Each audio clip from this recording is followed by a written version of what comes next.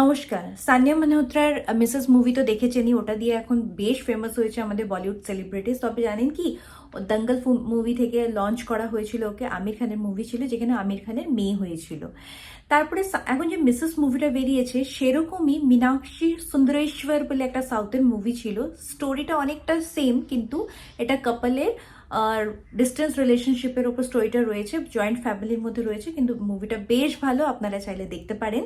আর স্টোরিটা অনেকটা সিমিলারিটিস রয়েছে। এর সাথে সাথে এই সেম স্টোরির উপরই আরেকটা আছে পাগল্যাট বলে মুভি আছে, যেটা ওটিটিতে আছে, এবং এটাও খুবই সুন্দর মুভি। আর বাস্তব ঘটনাগুলো নিয়েই সানের বেশিরভাগ মুভিগুলো বেশ বাস্তব ঘটনার উপরেই রয়েছে, যা আমাদের সোসাইটির সঙ্গে বেশ মিল খায় এবং সাধারণ সমাজে রয়েছে। তো পাগল্যাটটাও একটা ছোট সিকোয়েন্সের সাথে খুব সুন্দর, জয়েন্ট ফ্যামিলির মধ্যে একটা মেয়ে কিভাবে সে বিধবা হয়ে গেছিল, তারপরেও সে তার ফ্যামিলির সঙ্গে কিভাবে মানিয়ে গুছিয়ে রয়েছে, তো অনেকটা তার উপরেই। এবং লাস্টে কিছু লিঙ্কস খুঁজে বার করা হয়েছে, সিকোয়েন্স রয়েছে, সেটাও খুব সুন্দর। তো এর সাথে সাথে আপনারা দেখবেন, জাস্ট রিসেন্টলি দেখলাম কাঁঠাল বলে 2023-তে বেরিয়েছিল, যেটা জিও হটস্টারে এখন পাওয়া যাবে।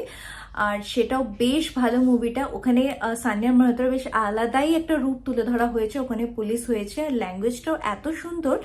আর ওখানে পুলিশ অফিসার হিসেবে খুব ভালো লাগবে, আপনারা ওটাও দেখতে পারেন। এর সাথে সাথে আমরা যদি আরেকটু কিছু মুভিসগুলো দেখি, যেমন শ্যাম বাহাদুর অ্যাওয়ার্ড উইনিং ফিল্ম, তার সাথে সাথে রয়েছে জওয়ান, যা শাহরুখ খানের বেশ ফেমাস হয়েছিল।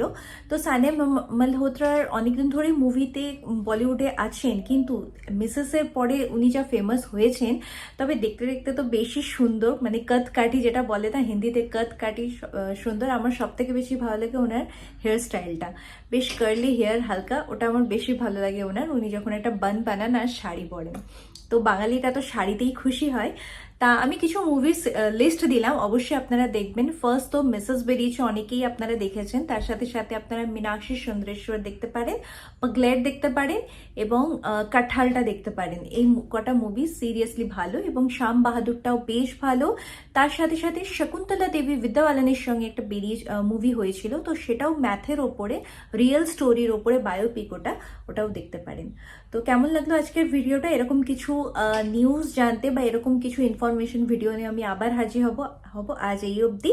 ওনার কেরিয়ার গ্রাফটাও খুবই সুন্দর। এরকম কিছু কেরিয়ার গ্রাফ সিনেমা আর্টিস্টদের নিয়ে আমি আবার হাজির হব। নমস্কার, আজ এই অবধি। আবার দেখা হবে নেক্সট ভিডিওতে।